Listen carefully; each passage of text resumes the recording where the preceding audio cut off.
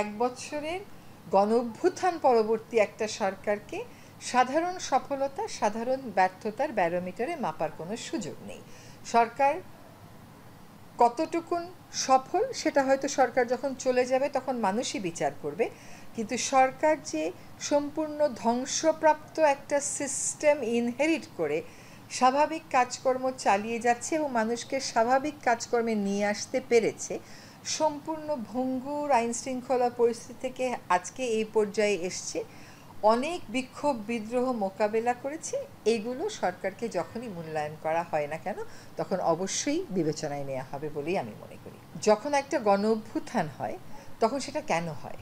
হয় এই জন্য যে সাধারণ মানুষ যা হচ্ছিল রাষ্ট্র পরিচালনার ক্ষেত্রে সেটার বিরুদ্ধে এক ধরনের অবস্থানে চলে যায়। তো যখন প্রশাসনের সাথে সাধারণ মানুষের এরকম দ্বন্দ্বের অবস্থান তৈরি হয়, তারপরে পট পরিবর্তন হয়, তখন কিন্তু এটা টিক মেরে আইনশৃঙ্খলা পরিস্থিতি হ্যাঁ না বলার আপনার কোনো সুযোগ থাকে না। আইনশৃঙ্খলা পরিস্থিতি যদি ভালোই থাকতো তাহলে আর গণ অভ্যুত্থানের কেন প্রয়োজন ছিল? আইনশৃঙ্খলা পরিস্থিতি ভালো থাকা মানেটা কি? আয়নাঘর মানেটা কি? কথায় কথায় মানুষকে তুলে নিয়ে জেলে রাখা মানেটা কি? কথায় কথায় মানুষকে তুলে নিয়ে তার পরদিন শীতলক্ষ্যা নদীতে লাশ পাওয়া, এগুলো তো আইনশৃঙ্খলা ভালো হওয়ার কোনো পরিমাপক বলে আমি মনে করি না। ফলে এখানে মানুষ স্বচ্ছন্দে কথা বলতে পারছে, সকল সমালোচনা করতে পারছে, সকল বক্তব্য রাখতে পারছে। একটা ভঙ্গুর অবস্থা থেকে আপনার স্বপ্নের অবস্থায় নিয়ে যাওয়া এটা একটা যাত্রার ব্যাপার। এটা 1 বছর কিংবা 6 মাস কিংবা 1.5 বছরের ব্যাপার না। আমাদের যেহেতু সদিচ্ছার কোনো অভাব ছিল না, সেটার প্রতিফলন আমরা দেখিয়েছি। আমরা মনে করি যে আমরা ঠিক ট্র্যাকেই আছি। একটা সরকারকে তো অনেক কিছু নিয়েই সমালোচনা করা হবে, সেটা তো কোনো সমস্যা নেই। সরকার সমালোচনাগুলো শুনছে কিনা। জুলাই যে সেলিব্রেশন সেখানে একটা সুন্দর কথা ছিল যে আগে সরকারের চোখ রাঙানি খেয়ে আমরা পোস্ট মুছতাম, এখন সরকার জনগণের কথা শুনে সেই মোতাবেক সিদ্ধান্ত পরিবর্তন করে। যখন আসলে স্বাভাবিক বিচার ব্যবস্থা কাজ করে তখন তো মব জাস্টিস বলে আসলে আর কিছু থাকার কথা ছিল না। মব জাস্টিস, আমরা বারবার বলেছি যে সরকার মব জাস্টিসের বিরুদ্ধে সকল সময়ে তার অবস্থান।